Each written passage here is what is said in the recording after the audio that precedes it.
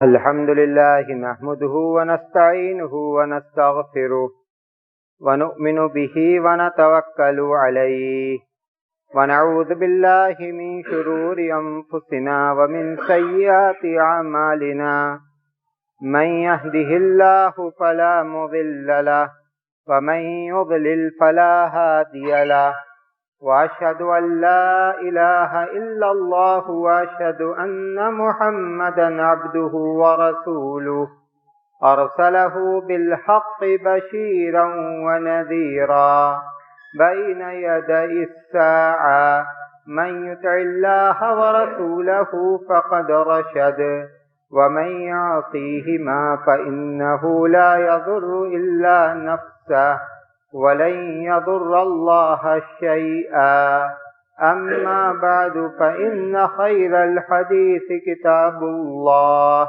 وخير الهدي هدي محمد صلى الله عليه وسلم وشر الأمور محدثاتها وكل محدثة بدعة وكل بدعة ضلالة وكل ضلالة في النار. فاعوذ بالله من الشيطان الرجيم. بسم الله الرحمن الرحيم.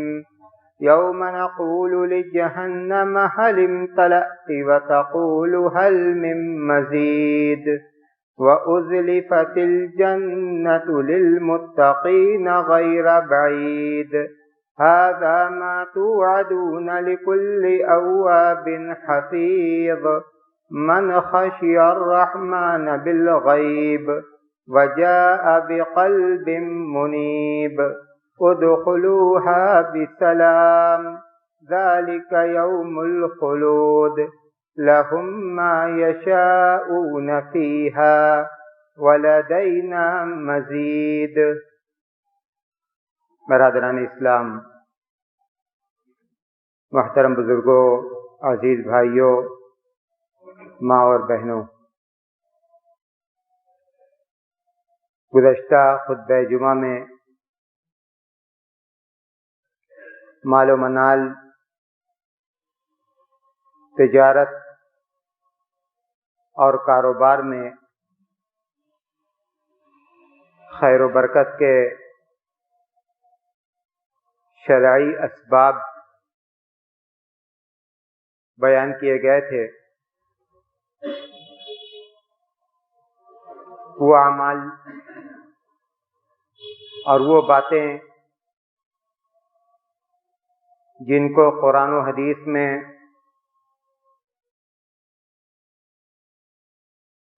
رزق میں کشادگی کے ذرائع بتلائے گئے ہیں، ان میں سے چند اہم ذرائع پر روشنی ڈالی گئی تھی، اور ان ذرائع میں سے ایک اہم ذریعہ اور ان اسباب میں سے ایک اہم سبب صدقات و خیرات بھی ہے. اللہ تبارک و تعالیٰ نے قرآن کریم میں واضح طور پر اس بات کو ذکر کیا ہے کہ اللہ کے راستے میں ہم جو خرچ کرتے ہیں اللہ ہمیں اس کا بہترین بدل دیتا ہے. وما انفقتم من شيء فهو يخلفه وهو خير الرازقين. تم نے جو کچھ بھی خرچ کیا اللہ تمہیں اس کا بدلہ دے گا. مال کا بدلہ مال کی شکل میں بھی مل سکتا ہے، مال کا بدلہ اس شکل میں بھی مل سکتا ہے کہ جو مال خرچ کرنے کے بعد ہمارے پاس باقی رہ گیا، اب اللہ اس میں اتنی برکت دے کہ اپنی برکت کے اعتبار سے وہ دوگنا اور تین گنا ہو جائے ہمارے لیے، کم رہنے کے باوجود اور کم ہونے کے باوجود اس سے ہماری ضرورتیں زیادہ پوری ہو جائیں۔ اور مال کی خیر و برکت کی اور بھی صورتیں ہیں۔ ہم نے صدقہ کیا، صدقہ کی وجہ سے آنے والی کوئی ایسی مصیبت ٹل گئی کہ اگر وہ مصیبت آتی تو اس کو ٹالنے کے لیے ہمیں مال خرچ کرنا پڑتا، صدقہ نے اس مصیبت کو ٹال دیا۔ تو اللہ تبارک و تعالیٰ کا یہ جو وعدہ ہے مومن ہونے کی حیثیت سے، اس وعدہ کی صداقت پر ہمیں پورا ایمان ہے۔ فَهُوَ يُخْلِفُ، کہ وہ ہمیں بدلہ دے گا۔ اللہ کے رسول صلی اللہ علیہ وسلم نے فرمایا مَا نَقَصَتْ صَدَقَةٌ مِّن مَالٍ، صدقہ مال کو کم نہیں کرتا۔ اور ایک حدیث میں، حدیث قدسی، اللہ تبارک و تعالیٰ فرماتا ہے یا ابن آدم انفق علیک، ابن آدم خرچ کرو، میں تم پر خرچ کروں گا، میں تجھ پر خرچ کروں گا، تم دو گے تو میں دوں گا۔ اور یہ مشہور حدیث بھی کہ روزانہ دو فرشتے صبح سویرے دعا کرتے ہیں، بلند آواز سے دعا کرتے ہیں، اللہم آتی منفقا خلفا وَعْتِ مُمْسِكًا تَلَفًا، اے اللہ جو خرچ کرتا ہے اس کو بدل دے، جو خرچ کرتا ہے اس کو بدل دے، اور جو روکتا ہے اس کے مال کو ضائع کر دے۔ تو خیر و برکت کے اسباب میں سے ایک اہم سبب مال کا اللہ کے راستے میں خرچ کرنا ہے۔ قارون کا واقعہ قرآن کریم میں اللہ تبارک و تعالیٰ نے ذکر کیا، ان قارون کان من قوم موسیٰ فبغى علیہم وآتیناہ من الکنوز ما ان مفاتحہ لتنوء بالعصبة اولي القوة اذ قال له قومه لا تفرح ان اللہ لا يحب الفریحین ان اللہ لا يحب الفریحین وابتغ فیما آتاک اللہ الدار الآخرہ ولا تنس نصیبک من الدنیا واحسن کما احسن اللہ الیک۔ ان آیات میں اللہ تبارک و تعالیٰ نے مال کے تین مصارف کو ذکر کیا ہے، اور حقیقت میں وہ تین نہیں بلکہ دو ہی ہیں۔ پہلا مصرف وابتغ فیما آتاک اللہ الدار الآخرہ، اس مال کے ذریعے سے اپنی آخرت بناؤ، مال کے ذریعے سے اپنی آخرت بناؤ۔ پہلا مصرف یہ نہیں بتلایا جا رہا ہے کہ مال کو اپنے اوپر خرچ کرو، وابتغ فیما آتاک اللہ الدار الآخرہ، اس مال کے ذریعے سے اپنی آخرت بناؤ۔ قرآن کریم کی کئی آیتوں میں اللہ تبارک و تعالیٰ نے اس بات کا حکم دیا ہے۔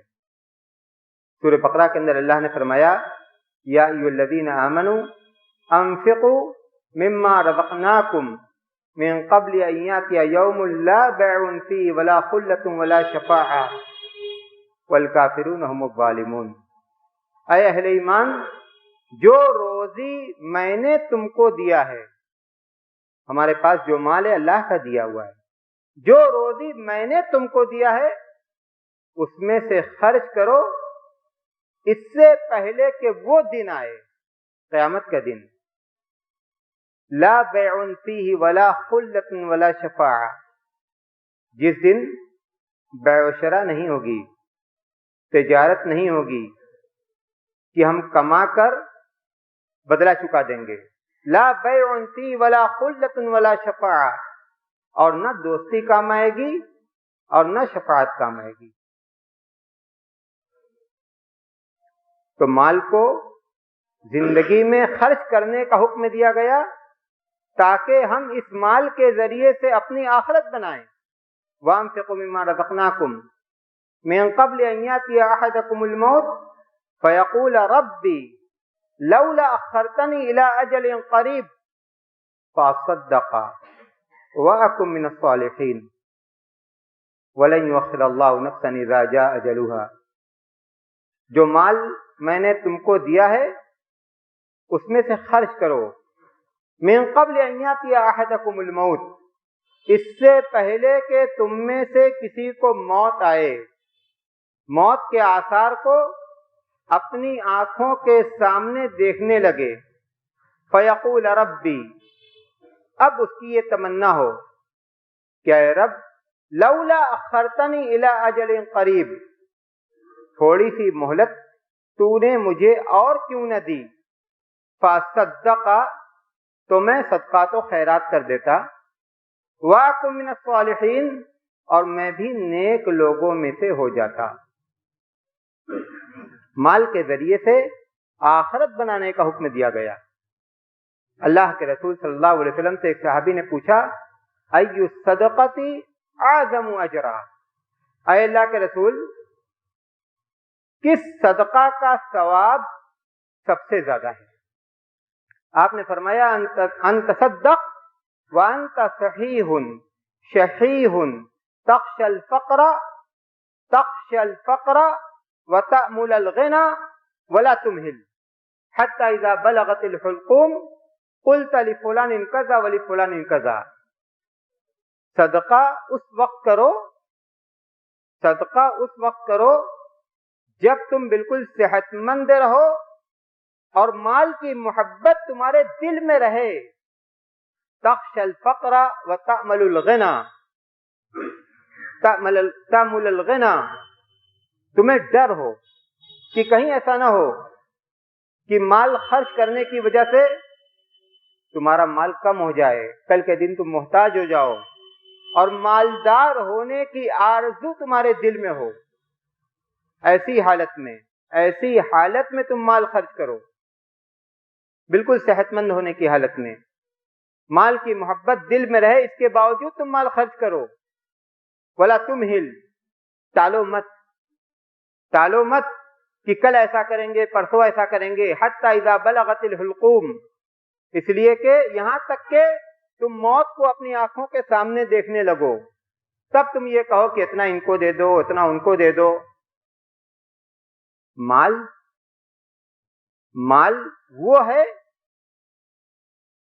ہمارا وہ ہے جس کو ہم اپنے اوپر خرچ کرتے ہیں، جو ہم نے اپنے پیچھے چھوڑ دیا وہ ہمارا مال نہیں ہے۔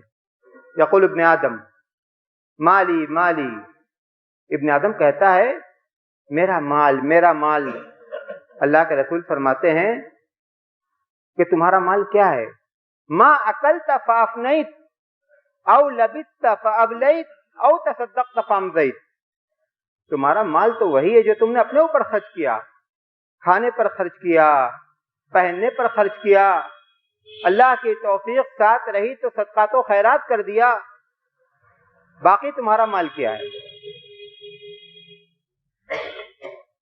مال کام آنے والا وہ ہے جس کو ہم نے اپنے کل کے لیے بیلنس بنایا ہے، کل کے لیے بیلنس۔ اللہ کے رسول صلی اللہ علیہ وسلم نے فرمایا اذا مات ابن آدم انقطع عنه عمله الا من ثلاث، انسان دنیا سے چلا جاتا ہے، اس کے اعمال کا سلسلہ منقطع ہو گیا، لیکن تین ایسے اعمال ہیں مرنے کے بعد بھی اس کا ثواب اس کے لیے جاری ہے۔ صدقۃ جاریہ، جاری صدقہ، ایسا صدقہ جو باقی ہے، جس کا فیض باقی ہے، جس کا فائدہ باقی ہے، لوگ اس سے فائدہ حاصل کر رہے ہیں، تو اس کا ثواب بھی صدقہ کرنے والے کے لیے جاری ہے۔ اللہ کے رسول صلی اللہ علیہ وسلم نے فرمایا इन्ना मिम्मा यल्हक़ुल मुमिन मिन अमलिही व हसनातिही बाद मौती। मौत के बाद, दुनिया से जाने के बाद, वो आमाल, वो नेकियां जिनका सवाब मोमिन को पहुंचता रहेगा, वो आमाल, वो नेकियां जिनका सवाब मोमिन को पहुंचता रहेगा। इल्मन वर्रसहु व नशरा औ वलदन सालिहन तरका औ वलदन सालिहन तरका औ मुस्हफन वर्रसा औ मस्जिदन बनाहु औ बैतन लिब्न सबील बनाहु औ नहरन अजराहु औ सदक़तन अखरजहा मिन मालिही फी सिहतिही व हयाती यल्हक़ुहु बअद मौती। सबसे पहले अल्लाह के रसूल सल्लल्लाहु अलैहि वसल्लम ने उस माल का तज़किरा किया जिस माल को हम अल्लाह के दीन के इल्म की तरवीजो इशाअत में खर्च करते हैं। अल्लाह के दीन का जो इल्म है, उस इल्म की तरवीजो इशाअत में, इल्मन वर्रसहु व नशरा, इल्म का उसने वारिस बना दिया, उसके शागिर्द हैं, उसकी किताबें हैं जो पढ़ी जा रही हैं, जिस इल्म को आम किया जा रहा है, औ नशरा, या जिस इल्म को उसने फैलाया, किताब खरीद कर लोगों में बांट दिया, तकसीम कर दिया, मदरसों में पढ़ने वाले बच्चों पर जो दीन पढ़ रहे हैं उन पर खर्च कर दिया। दीनी इल्म के नशरो इशाअत का जो जरिया बना, इल्मन वर्रसहु व नशरा औ वलदन सालिहन तरका, या उसने अपने पीछे नेक औलाद को छोड़ा। ये औलाद वालिदैन की पूंजी और वालिदैन का सरमाया सिर्फ दुनिया में नहीं है, बल्कि ये वालिदैन की पूंजी आखिरत में भी है। शर्त यह है कि इनकी तालीम और तरबियत का इंतजाम किया जाए और इन्हें नेक बनाया जाए, तब ये औलाद जब हम इस दुनिया से जाएंगे उसके बाद हमारे काम आएगी। औ मुस्हफन वर्रसा, या मुसहफ जिसका उसने वारिस बना दिया, किताबों को वक्त कर दिया, कुरान करीम के नुस्खों को वक्त कर दिया, मसाजिद में रखवा दिया, मदारिस में रखवा दिया। मुसहफन वर्रसा औ मस्जिदन बनाहु, मस्जिद उसने तामीर कराई, पूरी मस्जिद या मस्जिद की तामीर में उसने हिस्सा लिया। औ बैतन लिब्न सबील बनाहु, या मुसाफिर खाना तामीर कराया। औ नहरन अजराहु, या जहां लोगों को पानी की जरूरत है वहां पानी का इंतजाम करा दिया। औ सदक़तन अखरजहा मिन मालिही फी सिहतिही व हयाती, सदका जो उसने अपने माल से निकाला अपनी सेहत और जिंदगी में, सेहत की हालत में, जिंदगी में जो सदका उसने अपने माल से निकाला, यल्हक़ुहु बअद मौती, उसका सवाब उसे मौत के बाद मिलता रहेगा। माल से आखिरत बनाने की फिक्र की जाए। आज हम इस माल को अपनी जात पर खर्च करते हैं, खाने पर खर्च करते हैं, पहनने पर खर्च करते हैं, मकान की तामीर पर खर्च करते हैं, सवारियों पर खर्च करते हैं, लेकिन जो हकीकी जिंदगी है, हमेशा रहने वाली जिंदगी, क्या इस माल के जरिए से हमने उस जिंदगी के बनाने की फिक्र की? हम में से कितने लोगों को इस बात की फिक्र है? कितने लोगों को इस बात की फिक्र है? दूसरी बात जो उस आयत करीमा में अल्लाह तबारक व तआला ने कारून के ताल्लुक से जिस बात को जिक्र किया, अल्लाह तबारक व तआला ने फरमाया, वब्तगी फीमा आताका अल्लाहु दारल आखिरह वला तंस नसीबक मिनद दुनिया।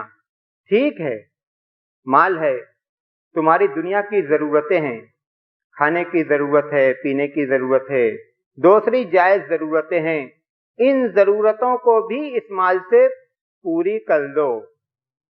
وَلَا تَنْسَ نَصِيبَكَ مِنَ الدُّنْيَا، ان ضرورتوں کو فراموش مت کرو. اسلام اعتدال کا مذہب ہے، اعتدال کا مذہب ہے. اس نے تو ہمیں یہ دعا سکھلائی، ربنا آتنا فی الدنیا حسنہ وفی الآخرۃ حسنہ. اے اللہ تو ہمیں دنیا میں بھی اچھی زندگی دے اور آخرت میں بھی اچھی زندگی دے. دنیا میں جن چیزوں کو ہمارے لیے مباح کیا گیا، جائز کیا گیا، ان مصارف میں خرچ کرنا بالکل جائز ہے. اللہ کے رسول صلی اللہ علیہ وسلم نے فرمایا، کلوا واشربوا وتصدقوا من غیر اسراف ولا مخیلہ.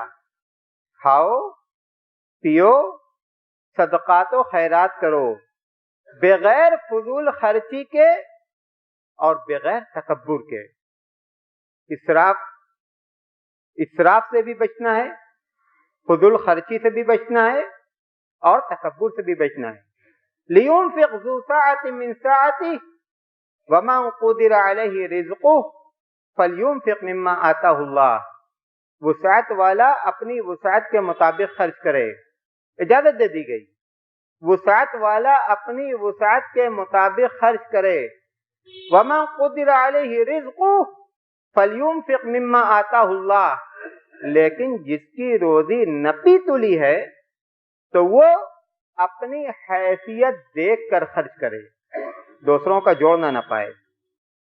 وَمَنْ قُدِرَ عَلَيْهِ رِزْقُهُ فَلْيُنْفِقْ مِمَّا آتَاهُ اللَّهُ لَا يُكَلِّفُ اللَّهُ نَفْسًا إِلَّا مَا آتَاهَا. جتنا اللہ نے دیا ہے اور جو اللہ نے دیا ہے اسی میں سے خرچ کرنے کا وہ مکلف ہے، اس سے زیادہ کا مکلف نہیں ہے. اور تیسری بات جو آیت کریمہ میں ذکر کی گئی، وَلَا تَنْسَ نَصِيبَكَ مِنَ الدُّنْيا وَأَحْسِنْ كَمَا أَحْسَنَ اللَّهُ إِلَيْكَ. احسن کما احسن اللہ علیک.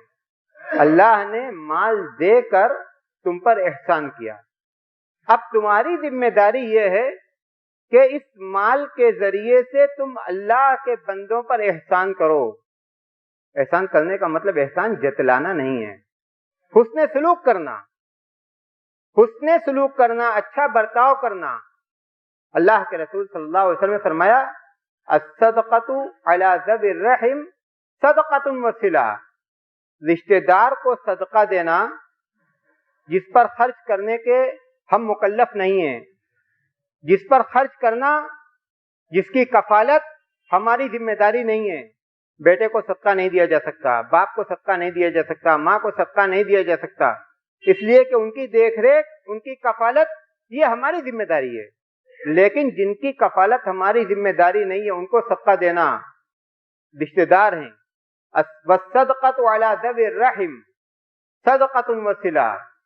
دوہرا اجر ہے، دوہرا ثواب ہے، صدقہ کرنے کا بھی اور صلہ رحمی کرنے کا بھی. اللہ کے رسول صلی اللہ علیہ وسلم نے فرمایا، احب العباد الی اللہ انفعہم، احب العباد الی اللہ انفعہم واحب الاعمال الی اللہ سرور تدخلہ علی المسلم او تکشف عنہ سوءا او تطرد عنہ جوعا.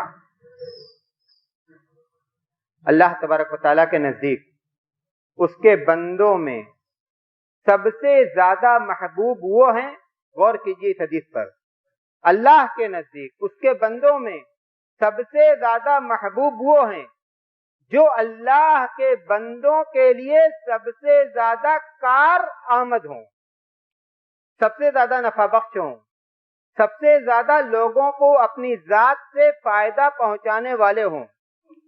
اور اللہ کے نزدیک اعمال میں، نیکیوں میں سب سے محبوب عمل کسی مسلمان کے دل کو خوش کر دینا، کسی مسلمان کے دل کو خوش کر دینا، اس سے تکلیف کو دور کر دینا، اس سے فاقہ کو دور کر دینا. یہ جو اعمال ہے خدمت خلق کے اعمال، ان اعمال کو اللہ کے نزدیک سب سے محبوب عمل بتلایا گیا ہے. صدقات و خیرات طیب نفس کے ساتھ کرنا چاہیے، دل کی خوش دلی کے ساتھ کرنا چاہیے، جبر کے ساتھ نہیں، اکراہ کے ساتھ نہیں. دل کی تنگی کے ساتھ نہیں. اور اس کے لیے ہمیں اپنے گھروں میں سسٹم بنانا ہوگا.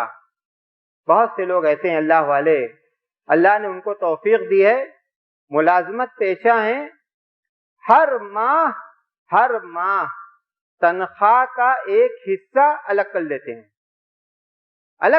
ہیں کہ ہم یہ پیسہ نیکی کے کام میں صرف کریں گے، اس پیسے سے ہم یہ کریں گے، اس پیسے سے ہم وہ کریں گے.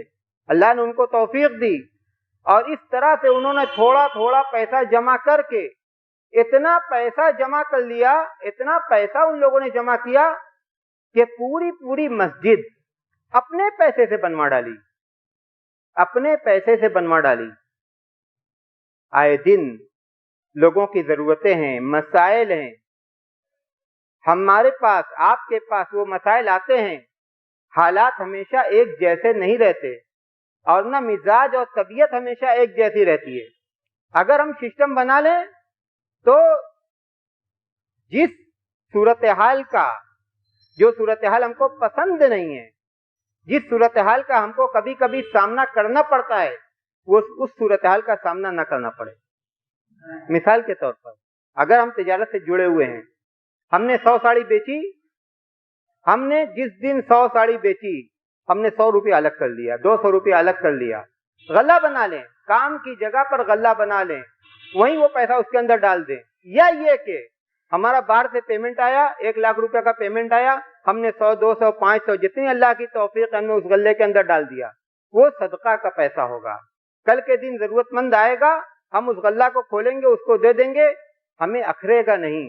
اور یہ پیسہ جو ہم اپنے کام سے الگ کریں گے، چاہے مال بیچنے کے وقت یا پیمنٹ آنے کے وقت، یقین جانیے کہ ہمارے اس عمل کی برکت اللہ تبارک و تعالی ہمارے کام میں ہمیں دکھلائے گا.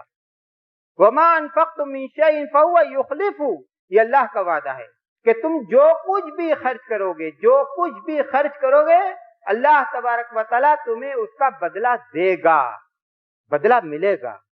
اس دنیا میں بھی بدلہ ملے گا اور آخرت میں بھی بدلہ ملے گا.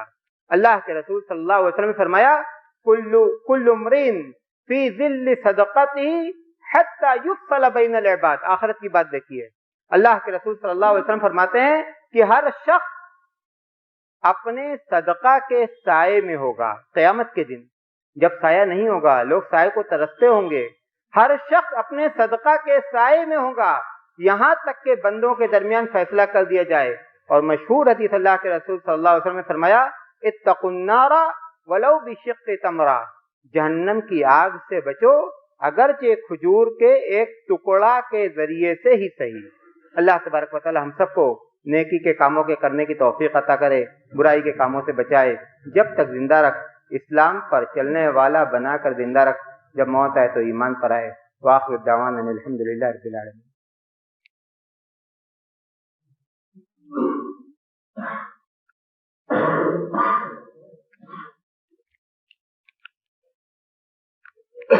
الحمد لله نحمده ونستعينه ونستغفره ونؤمن به ونتوكل عليه ونعوذ بالله من شرور أنفسنا ومن سيئات أعمالنا من يهده الله فلا مضل له ومن يضلل فلا هادي له وأشهد أن لا إله إلا الله وأشهد أن محمدا عبده ورسوله. أما بعد فأعوذ بالله من الشيطان الرجيم. بسم الله الرحمن الرحيم. إن الله وملائكته يصلون على النبي يا أيها الذين آمنوا صلوا عليه وسلموا تسليما.